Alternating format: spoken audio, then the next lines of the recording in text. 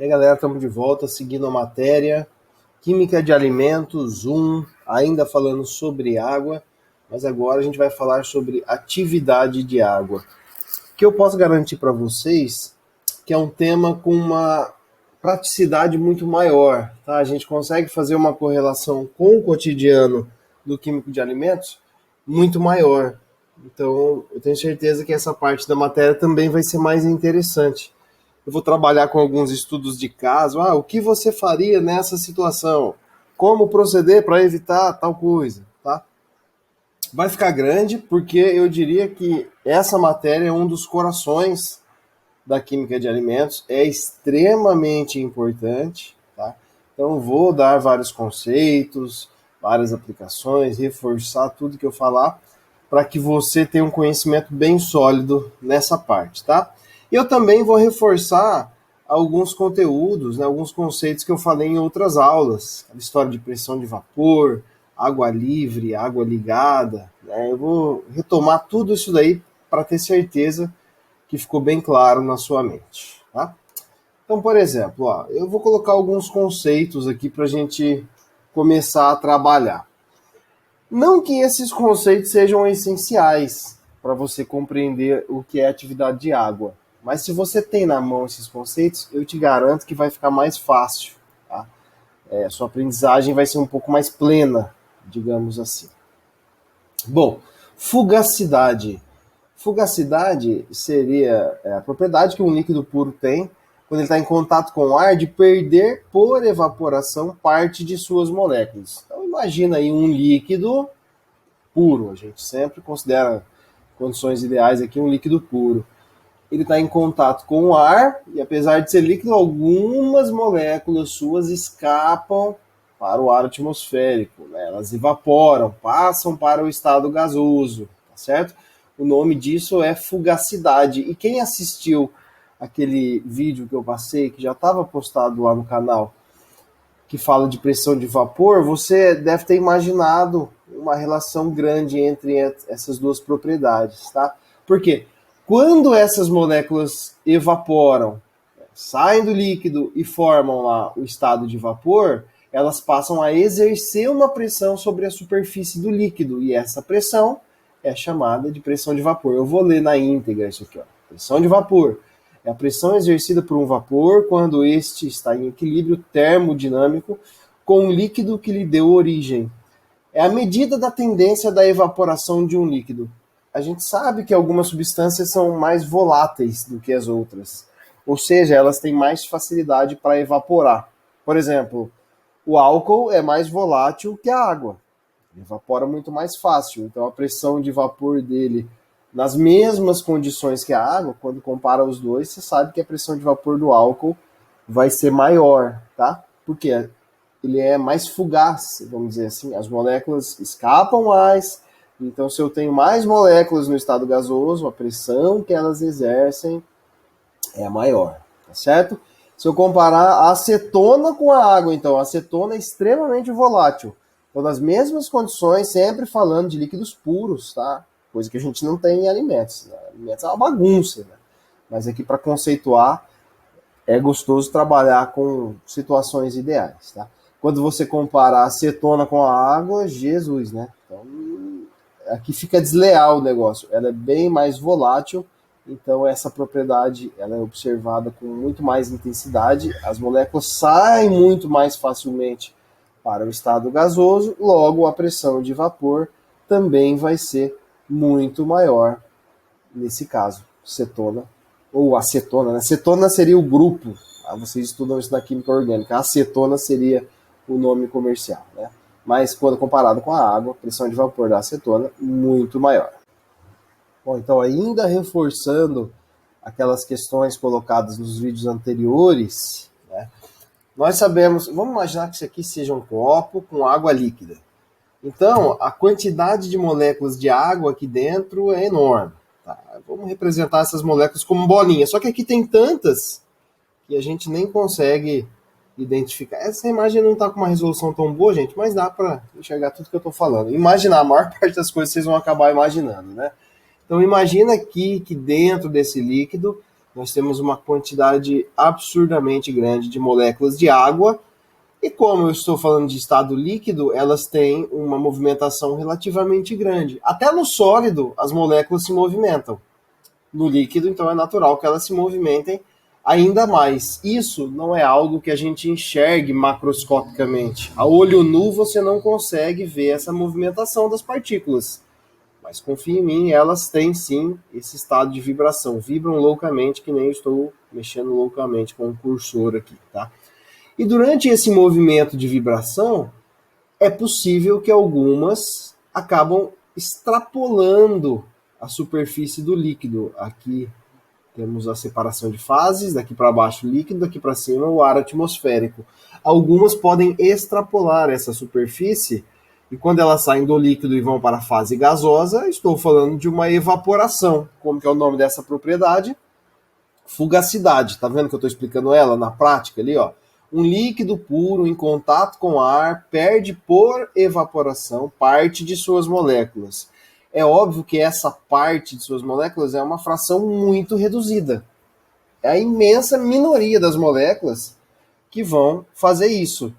Mas também, como eu já disse ali atrás, isso depende da volatilidade da substância. A cetona, ou acetona, vou falar o nome comercial, faz isso com muito mais facilidade do que a água, tá? Então depende de algumas questões. Se tiver quente, ou seja, calorzão, brabo, temperatura lá em cima, as moléculas vibram mais. Se elas vibram mais, elas escapam mais.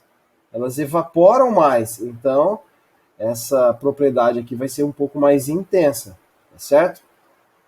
Esse aqui, ó, nesse sistema 2 aqui, a gente tem um sistema fechado, né? Mas é a mesma ideia, o líquido, as moléculas escapam para a fase gasosa, só que aqui elas não podem escapar totalmente para a atmosfera, então elas ficam compreendidas aqui dentro. As setinhas estão representando que elas têm mobilidade. Olha à esquerda, você vai ver que as setinhas estão todas de baixo para cima. Então quer dizer que elas estão escapando. Aqui, de certa forma, a gente já tem um equilíbrio. Elas continuam se movimentando, assim como se movimentavam lá no líquido, elas se movimentam aqui na fração gasosa. Cada uma por uma direção. Aqui não tem organização nenhuma, tá? Bagunça mesmo. Mas o que a gente tem de importante? Se todas aqui... Ó, inclusive, gente, antes de eu falar da outra questão, algumas, depois que saem, acabam voltando. Tá vendo? Tem setinhas apontando para baixo. Por isso que isso é um equilíbrio. Porque para algumas novas moléculas saírem, outras moléculas que já estão no estado gasoso têm que voltar. Tá? Então, é um equilíbrio entre evaporação, sai do líquido para o gás, e condensação, do gás para o líquido. Muito fácil. Então, aí entra a pressão de vapor, né? Eu já falei da fugacidade. A pressão de vapor seria a pressão que todas essas moléculas unidas aqui vão exercer sobre a superfície do líquido. Eu vou voltar ali no slide anterior, a gente vê novamente a definição e ver se faz sentido realmente. Espera lá que eu estou apanhando.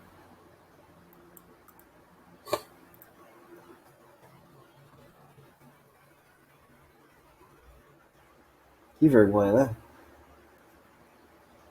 Pressão de vapor é a pressão exercida por um vapor quando este está em equilíbrio termodinâmico. Eu passei uma batidão a hora que eu li isso aqui pela primeira vez. O que é esse equilíbrio termodinâmico? Quer dizer que para cada molécula que sofre a evaporação, existe uma sofrendo condensação, tá? Então, ó, a pressão exercida por um vapor quando está em equilíbrio termodinâmico com o líquido, tá? Que lhe deu origem. É tudo água ali nesse caso que eu estou exemplificando. Tá? A gente vai falar de atividade de água. Então, as moléculas do vapor são água e as moléculas do líquido também são água. Tá, mas daí a gente fala de água pura para todo lado, ou de substâncias puras, sendo que, na verdade, um alimento é uma matriz extremamente complexa. Então, vamos ter que corrigir, né, esses desvios dessa situação ideal. Bom, gente, lá na química, e é muito natural que vocês ainda não tenham estudado isso, normalmente vem para anos mais avançados do ensino médio, mas existe uma matéria que é chamada de propriedades coligativas. Propriedades coligativas. De uma maneira bem breve, do que ela trata? Ela diz que quando você adiciona solutos em um determinado solvente, você vai promover a alteração das propriedades do soluto e também do solvente. Então, traduzindo, simplificando e resumindo essa ideia. Água pura tem suas propriedades definidas e vocês têm esses valores decorados. Por exemplo, um ponto de fusão 0 graus Celsius, um ponto de ebulição 100 graus Celsius, uma densidade 1 grama por ml, tudo isso aí a gente já sabe e sabe muito bem. Né? Mas quando você adiciona qualquer soluto, um pouquinho de sal, um pouquinho de açúcar, um álcool, por exemplo, não precisa ser um soluto sólido, tá? Qualquer coisa que se dissolva na água, todas essas propriedades vão sofrer alterações. Então o ponto de ebulição vai subir, vai para mais do que 100. O ponto de fusão vai descer, vai para baixo de 0. E também, já que a gente está falando disso, a pressão de vapor vai se alterar. Vamos ver se essa imagem consegue dar uma ideia interessante para a gente aqui. Olha, quando nós temos água pura, pensa nesse becker à esquerda, nós temos apenas moléculas de água, então elas têm uma determinada facilidade para escapar, que depende da natureza química, como eu já disse algumas vezes aqui. A água tem uma dificuldade para escapar. O éter, por exemplo, ainda não citei éter, né, que é bem mais volátil, tem uma dificuldade menor. Tá? Isso aí depende de questões estruturais relacionadas à química desse componente. Mas aqui nós temos então a molécula de água com toda a possibilidade de escapar, porque ela não tem a interação com outros componentes. Quando você adiciona um soluto, nós estamos representando aqui genericamente por uma bolinha laranjada, se é que isso é laranjado, ele passa a interferir nessa saída das moléculas de água. Ele vai ocupar lá a superfície, ele vai entrar aqui no meio, vai ter uma interação com as moléculas de água. Vamos dizer que ele vai dar uma segurada nessa fugacidade das moléculas de água, para usar o conceito mais adequado, né? Se elas têm uma determinada facilidade para fazer esse processo, com certeza essa dificuldade, usar a mesma palavra, né, para facilitar. Se aqui elas têm uma certa facilidade para escapar, aqui a facilidade vai ser menor. Por quê? O soluto vai meio que tampar a superfície ali, ele vai dar uma isolada, mas também lá no meio da solução ele vai interagir quimicamente com as moléculas de água, segurando. Tá? Então, enquanto as moléculas de água só interagiam entre elas, que é a situação que nós temos à esquerda, aqui elas passam a interagir quimicamente por cargas positivas, atraindo negativo e tal. Lembra das pontes de hidrogênio lá atrás, né? Essas coisinhas de interação a gente já falou um pouquinho lá atrás. Mas aqui, então, este soluto vai segurar a molécula de água e vai, então, diminuir a escapada dela para a fase gasosa. Então, ela vai se tornar menos abundante na fase gasosa. Ela escapa menos, evapora menos. E aí você já está imaginando, você é uma pessoa esperta. O que acontece com a pressão de vapor? Se ela escapa menos, a pressão de vapor vai ser menor. Conclusão de tudo isso que eu falei em 5 minutos. Se você adiciona um soluto na água, a pressão de vapor diminui. Tá? E aí eu reforço isso com o slide anterior. Se eu tiver menos moléculas de água, a pressão de vapor sobre a superfície do líquido é natural que seja menor. Bom, e tem essa imagem para reforçar o que foi falado ali também no slide anterior, né? Então, à esquerda nós temos água pura, essas bolinhas brancas agora, então tem ali uma certa facilidade para se evaporar. Quando é adicionado algum soluto, esse slide aqui, ele está falando especificamente da glicose, ele vai diminuir a saída das moléculas de água. O nome disso é tonoscopia. Traduzindo, tonoscopia ou tonometria, ou ainda efeito tonoscópico. 3 possibilidades, tá? Tonoscopia, tonometria, efeito tonoscópico. Seria um exemplo de propriedade coligativa. Existem 4 principais, tá? E eu não vou falar muito das outras, embora já tenha citado ali meio por cima para vocês. Tonoscopia seria, então, a redução da pressão de vapor de um líquido causada pela adição de um soluto. A água pura tem uma pressão de vapor X, quando adicionada de glicose, por exemplo, mas poderia ser qualquer outro soluto, sua pressão de vapor vai reduzir. Gente, propriedade coligativa não é uma coisa tão distante do cotidiano, não. Tá? Então, por exemplo, a água do radiador do carro, ela tem um aditivo, né? Vocês conhecem lá no comércio, quem tem carro, o pai tem, ou vai ter um dia, vai escutar falar isso daqui, tá? O radiador tem um aditivo que tem, entre outras funções, impedir que a água ferva a 100 graus Celsius, aumentar o ponto de ebulição dela. E como que ele faz isso? Diminuindo a pressão de vapor. É um efeito tonoscópico, uma coisa está relacionada com a outra. Porque ponto de ebulição está relacionado com a pressão de vapor. Eu falo isso agora, nesse momento, de curiosidade, tá? Por que a vodka não congela no congelador? Não congela no nosso congelador, porque se fosse uma temperatura mais baixa, certamente ela congelaria. Isso daí não está relacionado com esse slide, tá? Mas também é uma propriedade coligativa, como eu já disse ali atrás, a adição de um soluto vai reduzir o ponto de fusão de uma substância, e assim por diante.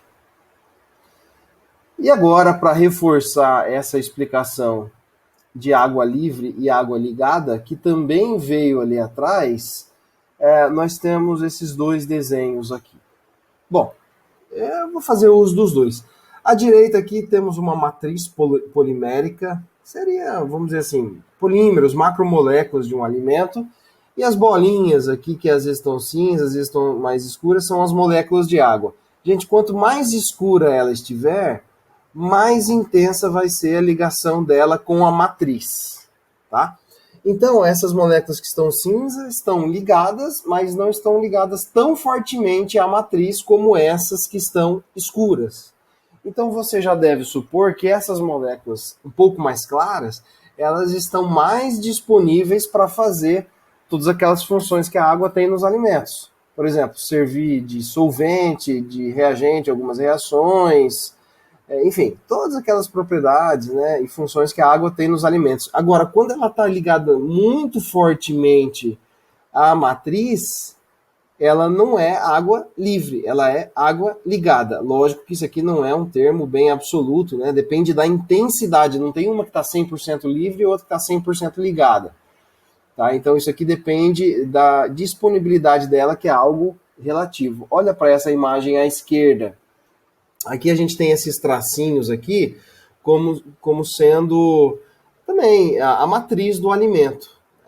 Eu falo matriz porque é uma coisa complexa. Né? Então, sei lá, as estruturas do alimento. E as moléculas de água podem estar ligadas, que é o que a gente representa por esse... Tá vendo que tem 3 pontinhos? Parece uma carinha até, né? Mas isso daqui seria a molécula de água, porque ela tem 3 átomos. Quando ela está nessa configuração, ela está ligada, aqui ó, ligada quimicamente à matriz do alimento. Quando ela está nessas formas de gotinhas, quer dizer que ela está livre. Tá? Então, quando olhamos para a disponibilidade da água, ela pode estar ligada fortemente ao alimento e ela não vai conseguir fazer reações químicas, atuar como solvente, ou ela pode estar dentro da matriz também, só que sem ter uma ligação muito forte, ou seja, ela vai estar disponível para fazer todas essas funções que vocês já conhecem muito bem.